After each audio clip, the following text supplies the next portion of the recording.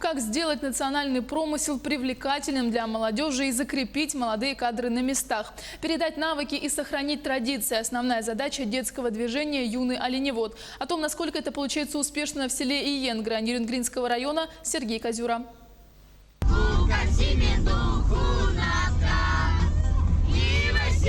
Эх, встать бы на рассвете, убрать бы в стол тетрадь. Мы маленькие дети, нам хочется гулять. Слова незатейливой детской песенки сегодня поддержали бы многие родители. Лишь бы их чадо оторвать от цифровой гаджетозависимости. В школе села Иенгра пошли еще дальше и организовали целое движение «Юные оленеводы».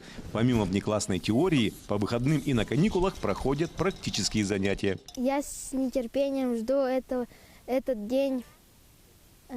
Мы устраиваем эстафеты, катаемся на оленях. Скоро у нас будет праздник День оленевода. Приезжайте к нам в Иенгру. Народные венкийские игры, ну и, конечно же, гонки на оленях детвора воспринимает с энтузиазмом. Число желающих посетить стадо ограничивается лишь количеством мест в автобусе. В нашем движении около 30 детей. Но с каждым годом наше движение растет, поэтому мы стараемся привлечь как можно больше детей. Дети в форме игры получают навыки оленеводства, то есть некоторые дети не могут выехать в стада своим родителям, поэтому у них есть вот такая уникальная возможность в выходные провести именно в оленем стаде, так как они привыкли с малых лет.